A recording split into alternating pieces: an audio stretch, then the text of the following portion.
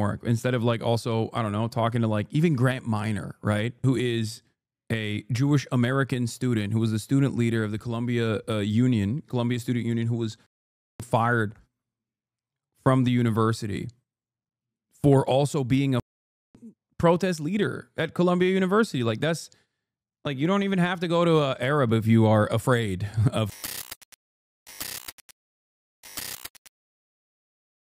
Apparently this was unique and interesting, but some people were some people said that they were annoyed by it. So let's listen to this School here. of International and Public Affairs. He co-founded the Palestinian Student Union at Columbia and was known for organizing peaceful protests. He was also known on campus as a person who was building systems for Palestinians and Israeli students to come together and actually talk with each other. Mohsen Madawi has not been accused of a crime, instead revoked because of his speech. And when I read about this, there was a quote in the article from one of the Israelis that Mohsen had reached out to have these dialogues. His name is Mikey Baratz, a recent graduate of Columbia with a master's in international affairs, and I thought it might be interesting to talk to Mikey Baratz, so I asked on Blue Sky if anybody could put me in touch with him, and amazingly, I got an email from his old improv. I see why people are annoyed by this already. I don't know what he's gonna say, but regardless, like it's a little teacher introducing us. So here we are, Mikey, on short notice, on your vacation. Hi. Hi, good to talk to you. Where do we find you? I am I'm in Vietnam at the moment. I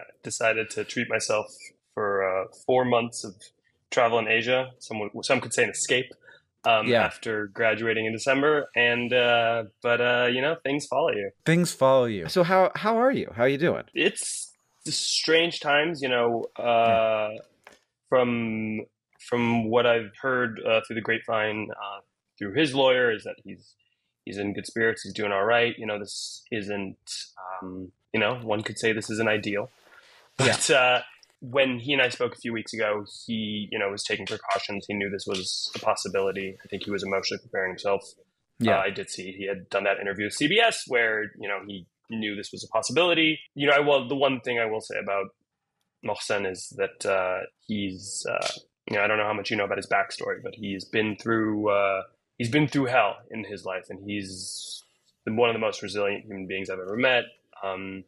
Like, this is far from the worst thing that's happened to him. He has survived much worse. He's super resilient. He's a long-time practicing Buddhist. So I am like finding comfort in knowing that he's in his strength. Did you know who Mohsen was before you became friends? No, not at all. So a little bit of background on me. So I'm originally from Israel, moved to the States when I was 12. I'm a dual citizen. And I went to Columbia to do a master's in international affairs and international security policy and conflict resolution. After October 7th, like all Israelis, was in a lot of pain. But I found that the level of dialogue on Columbia's campus and the country at large was lacking on both sides. And so I, out of curiosity, went into the encampment and was talking to people in the camp, talking to other Palestinians or also non-Palestinians just about their experience, trying to share my experience. And, you know, as many things do at the moment, it felt kind of fruitless. And then, I mean, did it feel, I don't know that I would have had the courage to do that personally. I grew up during the Intifada in Israel. I grew up kind of in a war zone, if you will. So some people like yelling things and holding up signs doesn't really, that's not danger to me. I think we've kind of corrupted the use of the word in many elements, kind of corrupted the use of the words like uncomfortable to mean unsafe. And I think the two things are different. So no, at no point, I didn't feel scared. I mean, it was weird. I don't know about you, avoid situations where I even feel uncomfortable. But I guess you are in international affairs, in conflict resolution. So maybe I think I might have a bit of an addiction to being uncomfortable. Okay, that's good. We need people like you. I'm glad. I'm glad it has some use. But long story short, basically months later, people who I talked to during those months contacted me like, hey, So you had gone in and had these conversations. You I'd felt gone like it and was had fruitless. conversations. I felt like I had learned. I felt like I had, Yeah. stretched my dialogue muscles, but like But you hadn't saved the world. You hadn't made definitely peace. not. Yeah. No, not yet. We're working on it. But we are working on it because in September, two of those people text me and they're like, "Hey, there's someone who was a leader in the movement who is looking to talk to Israeli." I can't speak for this guy, but I have heard from people that are in the Palestinian youth movement in Colombia that many of the Zionist and Israeli or just like pro-Israel campus protesters. I'm not saying this guy is one of them, by the way. He's just Israeli. He seems like a liberal Zionist in general. But many of the people that Mohsen had met with and other student organizers that met with literally were shocked when not only, even if those meetings themselves were somewhat fruitful and it came across as though like there was some mutual understanding or mutual respect, people like Shai Davide, who Mohsen also met with, turned around and lied about those meetings to further the agenda of like getting these students kicked off of campus. I'm not saying that this guy did that, for the record. I'm simply telling you what attempts the Palestinian youth movement made to talk directly to a lot of people who are pro-Israel on campus in an effort to be like, hey, we're not being anti-Semitic. We have no, we're not anti-Semitic at all. We have Jewish organizers here as well. Like, you're being ridiculous, whatever. Let's talk. And they were met with, actually, Mohsen changed his mind. Oh, okay. So he seemingly had a more fruitful conversation, but Shai Davide, for example, did not, clearly. Specifically, he wants to find someone who is like studied international affairs and security and who are interested in dialogue. And we thought of you, like, would you be interested in meeting him? So to me, obviously, the answer was an It is just presented in a kind of tone-deaf way without self-awareness, given the dichotomy of their situations. Nice vacation. He's one for 4 months. And he's the one who grew up in a war zone. It would feel better if he acknowledged a stark contract as it was brought up. Yeah, exactly. But that is, I think, the limitation of human conviction in general. That literally is like, in his mind, he's like, yeah, isn't it all really strange and really fucked up how we're living through these troublesome times, is like the extent of his experience with this. And who knows? I mean, a year from now, he might have a dramatically more radical perspective on this matter. You don't know. So that's why I always try to maintain charitability, regardless of what people's output is, and immediately don't try to like shove shit down their throat. That's important. That's important to recognize. Remember, many of your many beloved friends of the show came from similar backgrounds, similar perspectives. Noah Colwyn, Simone Zimmerman. There are plenty of people who grew up with unlimited amounts of Zionist propaganda and had to work their way through that and became invaluable allies in the process. So it's something that you always have to remember when you analyze these situations. The very fact that this person had a conversation with Mohsen and then he was able to alter his perspective on the matter, even though he's literally Israeli, is a good first step. Now, I can't help but, of course, still point to how tone deaf this comes across, because Mohsen's in a prison somewhere. He was honeypotted by the federal government with a citizenship hearing with the express purpose of subsequent deportation and the revocation of his green card. Like, I'm almost more disappointed in Hank for having this conversation yes. with this framework, instead of like also, I don't know, talking to like even Grant Minor, right, who is a Jewish American student who was the student leader of the Columbia Student Union, who was fired from the university for also being a protest leader at Columbia University. Like, that's like, you don't even have to go to an Arab if you are afraid of them. You don't have to go to an Arab, scary brown Muslim student. You can go to a scary Jewish student who is a firmly committed anti-Zionist as well. Because, I mean, look, even in war, there usually isn't a both sides are equally responsible type situation, like Russia versus Ukraine. It's not a genocide, it's a war. It's an illegal invasion and occupation. And yet, there is no both sides. You don't go, I don't know. Maybe Ukraine is a part of Russia. Let's hear them out. Like, you don't say that, right? So it is doubly inappropriate to have both sides have done a lot of stuff and said a lot of stuff when it comes to the issue of genocide. And, it's funny because, I had a lot of these conversations, but okay, exactly. You guys saying, Trump thinks that is proving my fucking point. If Trump is your moral compass on any issue, you've already lost the conversation. You've lost the plot. You know what I mean? The only thing I care about in terms of the only time I will ever let Trump guide me on any opinion is Andrew Lloyd Webber, okay? Is Phantom of the Opera. Does Broadway hit in the same way that it once did? Like, that's the only issue where I'll be like, okay, you have a position of authority, Ukraine is the enemy, bro, what? No, they're memeing, dude. Ukraine is the enemy of mankind, as Tim Pool once famously said. It'd never been like a date, if you will, and we scheduled a coffee meeting and I'm not even saying there is no value in talking to this guy who was convinced by Mosin. I'm not saying that at all. I'm not like, oh, why did he talk to this guy? Fuck this guy. I'm not saying that. I'm saying it comes across very tone deaf when you don't also feature someone from the Palestinian encampment side in this regard. Waiting at the grad student coffee set cafe and waiting for him and. Are you nervous? Yeah. I'm more nervous than I was going in the camp. I was really nervous just because you don't know. And this is an actual person from Palestine. I didn't even know his background. I just knew this is a actual Palestinian. How's he going to see me? We get a coffee and obviously we do the whole I'll pay. Oh no, I'll pay thing. Like a date.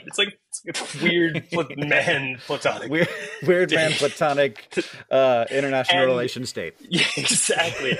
And I have to say within 50 later in the video he says basically if we as liberal American Jews can't meet Mosin halfway, who is everything we say we want in a Palestinian partner for peace, then our entire position is false. What he doesn't realize is that's exactly right, but not in the way he wants to be. But maybe this will be the watershed moment. That's also partially why I said this guy is Israeli, and he was convinced by a Palestinian person and he literally just said, as an Israeli, remember, Palestine and Palestinian. These are not words in the Israeli lexicon, chatters, which is part of the reason why I think this person is simply a victim of propaganda. Now, you might say it's too little too late for that. There's a fucking genocide going on.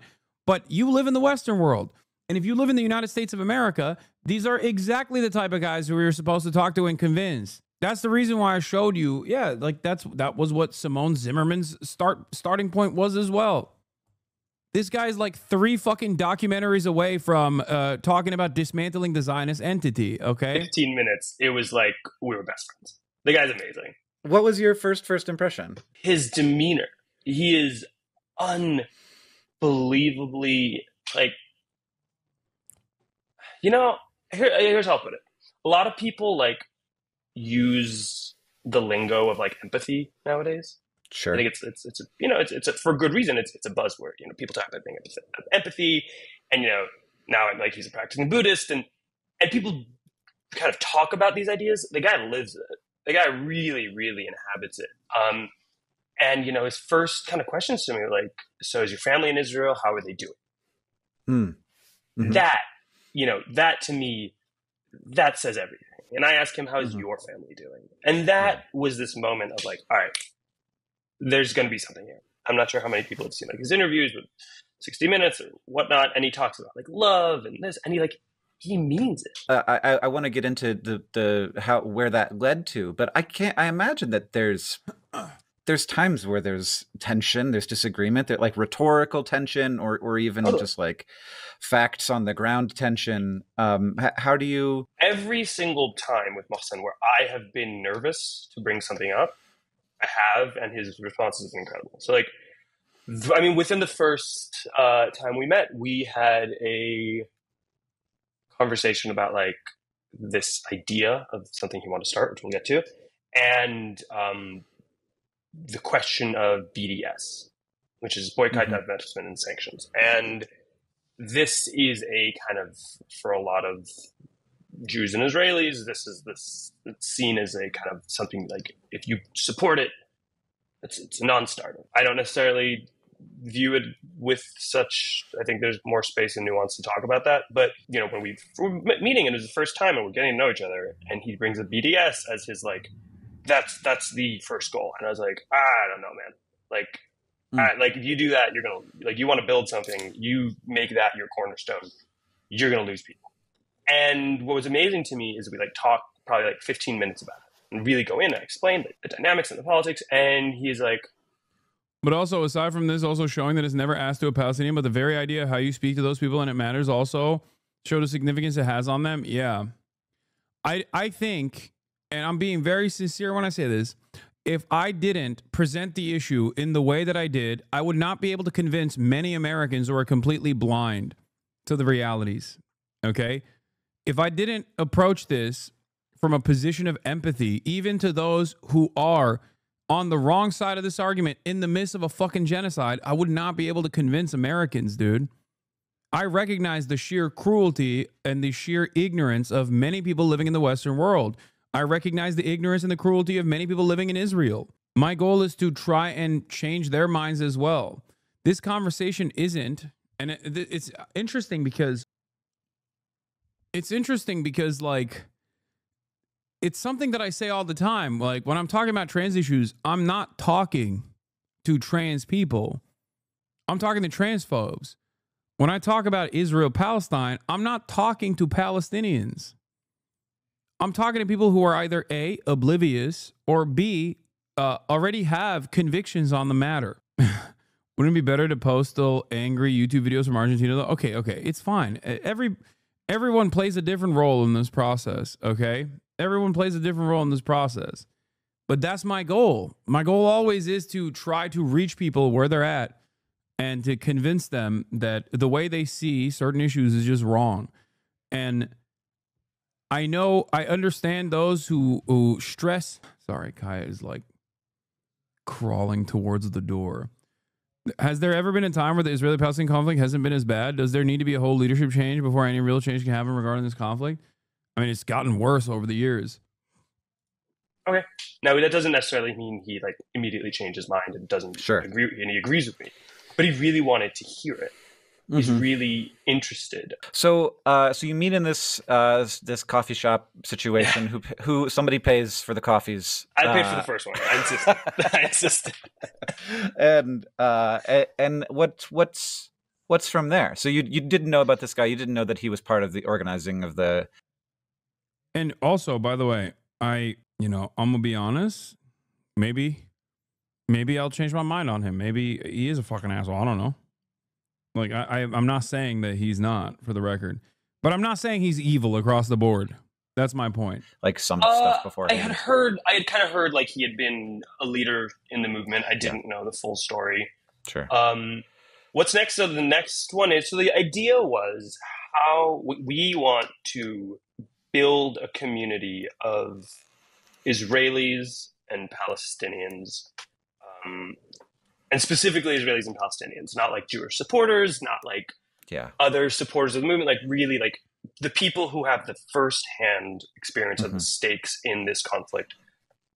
Bring them together to I think first and foremost, to show that in this time where people are just screaming past each other, like there are those of us who want to solve this. And the idea was start small and grow and grow and grow until we could have like a broader movement and create a different narrative, pressure, decision makers. And it's funny because I'm not an activist type. What do you say? I mean, I was just never. I was always. I was very like idealistic when I was young. I studied environmental studies in undergrad, and I had kind of given up on the dream of making big change, and I really, I always. And I'm not one to like be a part of a movement. The irony is like, here I am now this week with everything that's happened. Like, I feel like I'm taking on an activist role. And it's like, it's this weird, like, oh, Mohsen, you bastard, you got me in activism now. And it just took you getting arrested. All it took was you doing from what I can tell, Nothing. usually to get arrested, you do have to break the law. But in this case, I mean, yeah. Apparently that is not the case. So I think that, that there was the period where Mohsen was, organizing protests, but then there was sort of like, it seemed like he stepped back from that some. And this is the irony of it all, is like Mohsen stepped back, in many ways, I think because he believed that the movement needed to put a little more emphasis on like policing certain voices or moderating certain things. There's the famous Mohsen is about to get deported, man, biblically unable to read the room. Yeah, that's the other thing. It's like there's an element of intensity here. Like there's a element of immediacy that is lost in this conversation. Like that is not presenting itself in this conversation at all. I want chat to remember that though we may hate this framing, this will appeal to a lot of Hank's audience. Nah, I'm gonna keep it $1.50, dude. I think you're wrong. I think libs, even like regular ass libs, have kind of moved beyond this. Like, let's fucking sing kumbaya in the situation. You know what I mean? Like, it seems like a lot of the people that are, like, this isn't even an accusation, is not proof. They didn't even bother to accuse him of anything illegal. We've corrupted the use of the word uncomfortable to mean unsafe. I feel like this is spot on for the time we're living in. I knew Mohsen briefly in college. I never met more eloquent or passionate advocate for justice. I'm utterly infuriated, so thank you for talking about this. Like, most people are just dialed in on like, they're not going to criticize Hank for this, but most people are focusing on the more important part of this conversation. What's, like, ironically not really mentioned in this conversation thus far, which is the unjustifiable deportation of Mohsen, Their support for Palestinians is conditional, requires them to be perfect, and even if they are, they don't actually support it. If he's against BDS of passive action, he won't be for anything else because that actually frees Palestine.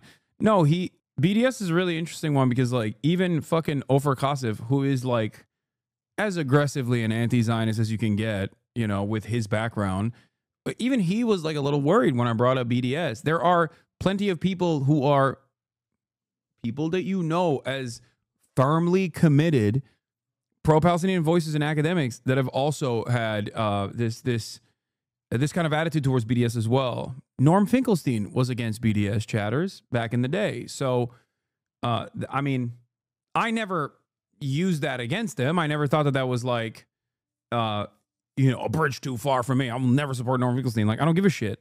Okay. Ironically enough, what is this? Pamphlets tweeted about you. Oh yeah. I mean, I saw this already. This is, look at that. 36,000 likes.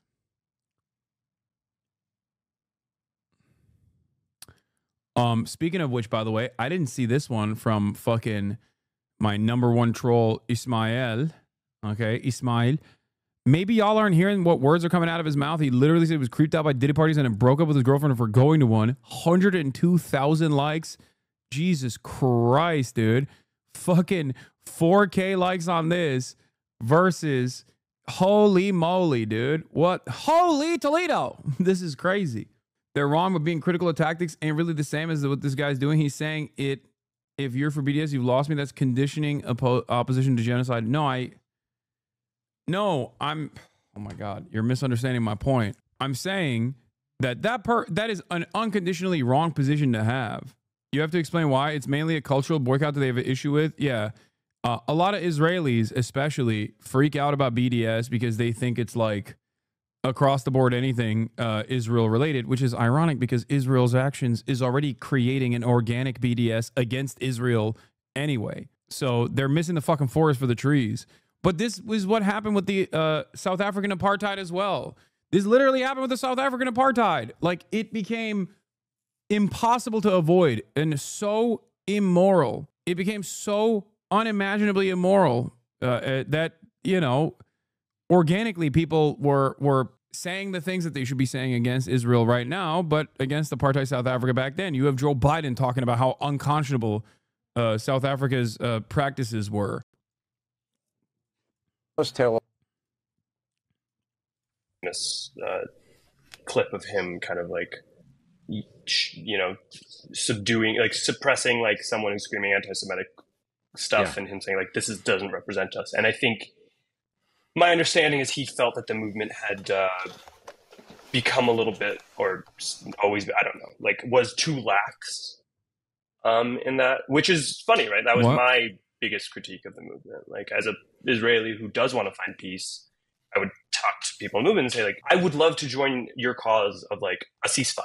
I would love to join your cause of, you know, an end to the occupation. But I can't, because there are people within your movement who are actively justifying my potential. I'm sorry, but I don't think Hank Green is equipped enough to have this conversation. I can't believe I'm saying this. I don't want to be the friend who's too fucking woke here, but it is, you know, like that right there is you got to put some pushback on that. You got to put that message right there has some seasoning to it, you know? Like, that's crazy. It's like if two white guys were having a convo about Black Lives Matter. It's exactly the same, actually. Like that right there is always going to have a point where your blind your privileged blind spot is going to get in the way of you making a fair assessment. You know, he needs to fight back for sure. Sometimes science makes us to neutral. No, I don't think this is anything to do with him trying to maintain a veneer of objectivity. I think he just doesn't know any better. He doesn't know any better. Like, eyes on the prize, guys. A question that I used to ask people all the time, which I don't really ask anymore because people have already made up their minds on what is and what isn't happening in Gaza. But like, what was the first entry point that made you really reconsider your stance on this issue? It most likely was in the aftermath of October 7, when I kept asking people the question, do you agree with the assessment made by numerous human rights organizations, including the Israeli Human Rights Organization of B'Tselem, that Israel is an apartheid state? This was before the genocide application was before the genocide court case had come out as well. I mean, I still maintain the position that it was a genocide then as well. But the question I kept asking people was, do you believe that Israel's an apartheid state? Because if you believe Israel's an apartheid state, a lot of the counter arguments kind of fall apart. If you recognize Israel as an apartheid state, which it is, and you recognize that Israel is doing a genocide, which it is, then so much of the other side is making me feel uncomfortable, or the protest against this is making me feel bad, they ring hollow. They're utterly irrelevant. What do you mean you fucking feel bad about the situation? Like, look at the larger subject matter. It's crazy. And that is part of the reason why I think the pro-Israeli voices in general never want to address that point of contention. And they find ways of avoiding that issue by just being like, well, all these institutions are anti-Semitic. The UN is Hamas. Everyone is Hamas. You know? It's just, I don't know. Because it's a thing that's happening over there, a lot of Americans are just like kind of out of touch with how to talk about these sorts of issues. I think a more productive conversation to be had here is not only to talk to this person, because I think there's value in talking to a person like this, but also to talk to someone on the other side of this issue as well and hear them out too. A guy like Mosen would be perfect, except he's in fucking prison right now, you know? Death. And I think Mohsen felt similarly that like the movement wasn't doing a good job policing itself. So I don't agree with that. I've been in this game for quite a while, and let me fucking tell you, okay? As someone who has gone to liberal protests, radical leftist protests, someone who has participated in demonstrations, someone who's spoken at protests, let me fucking tell you something, okay? The student encampments were some of the most airtight, some of the most perfect protests I have ever seen in my entire fucking life. I doubt that Mosen was like, oh yeah, it's too lax. I doubt that. 100%. And this is before we have a hard conversation, which is that, of course, there are going to be fucking people who are not even there to like make the protest look bad, but truly have views that you might consider to be unconscionable. Okay? That still doesn't stray away from the overarching message here. Hyper focusing on an outlier to present the entire student encampments as anti-Semitic is completely unacceptable. Okay? And that kind of Don't you think there is no redeeming Zionism now that it's been used for genocide? Isn't that the conclusion humanity will eventually arrive at? That, or it's going to be like America. But yeah, I don't think that there is a redeeming of Zionism. I think Zionism is irredeemable. It is a fascist ideology, of course. But you have to remember, one thing that I always repeat here over and over again is that half of the fucking suburbs are comprised of Hitlerites. Are we supposed to not talk to them and change their minds as well? Here in America, KKK, I'm not a fucking Maoist third worldist, all right? I live here. And my goal is to try to convince as many people as I possibly can to not have these sorts of reactionary opinions. Do you see what I'm saying? Like, yeah, in your suburb, maybe? Okay, big dog. He's like, nah, me and the Maoist collective in my suburb, we're saying glory to the martyrs. Oh, man. Transitioned and took some time to think, all right, what's next? And so he decided that he wanted to start this middle path. And so he did spend a lot of time talking to Jewish people, Jewish like leaders and academics, talking to Israelis. And I think also like, I have the $1 million question. Do you meet people where they are and get them to your position on Israel? I don't know, chatter. Look alive. You are quite literally surrounded by tens of thousands of people that probably did not have my position on Israel before coming here. So yes, the answer is yes. I do it all the time. I do it on a daily basis. And it's not just for Israel either. This process of de-radicalization takes place for every issue that I care about, every issue that I speak on, whether it be unwinding the white nativist arguments that people present when talking about immigrants, or whether it be the transphobic arguments that people make about trans people. This is all I do. This is all I do. And it's the same shit with Israel too. Spent a lot of time like trying to learn more. He had already done a lot of work, but like continuing to learn about the Israeli and Jewish experience. Currently, you know, has Blood talked of Diddy yet? Yeah, Blood has talked of Diddy. Did you watch the fucking clips that you watched to arrive at some kind of random conclusion because you were too stupid to listen to the words that were blood? Here's a fucking Omega viral tweet. Maybe y'all aren't hearing what words are coming out of his mouth. He literally said he was creeped out by Diddy parties and then broke up with his girlfriend for going to one. What random conclusion are you accusing me of, Lamau? My friend died on 10/7, and your commentary is a huge part of my awakening on the subject, despite the anger and sadness I felt and still feel over what happened. I mean, this is what I mean, dude. You got dudes in here like this. What are you supposed to do? What more can I do? This is why motherfuckers want me banned and deplatformed. I'm not Clandis Owens, okay?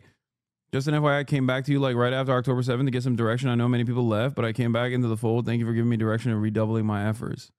I was one of those lib left types that was hesitant to worry too much about Israel in a problem state because pre-October 7, that was too linked into right-wing public anti-Semitism in public discourse with the genocide that lost that veil of protection. Yeah, that's the other thing. For many people in progressive circles, like progressive except for Israel, okay, was the common position. That's why there's a term for it, you know? Pass the car, bro. I'm finna get geeked. Have a singular funder on this broadcast fucking impossible challenge. Isn't supporting Candace pragmatic to stop Israel even if you don't support her anti-Semitic stance? No. The fuck? She doesn't give a fuck about Palestinians, dude. What are you talking about? She's just using Palestinians as a talking point to advance her nefarious agenda of anti-Semitism. So no, it don't work that way. The reality of the matter is these people that don't give a shit about Palestinian emancipation will drop that act the moment that enough people are anti-Semitic. They'll just be like, yeah, fuck them. Fuck the Palestinians too. It's not a pragmatic stance that you're taking in this regard. It is actually a very dangerous thing that is taking place. Ironic because you know who else thinks that it is pragmatic to allow Candace Owens to continue doing what she's doing? Fucking Israel. That's different. And it's not because of the fact that they're conservative and pro-Palestine. It's because of what they've said. I care about what they say. Like the example I will use is the shit that they say about like the Talmud or whatever. You know what I mean?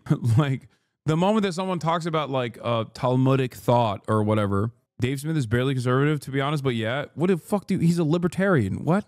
my immediate inclination for a conservative person who's pro-Palestine is maybe jokingly, I'm like, that's a little weird, right? But my immediate assumption is not always going to be definitely anti-Semitic. It's after I hear what they have to say that that I make up my mind on it. That Khan dude is pretty conservative, pro-Palestine, and not a complete monster. Man.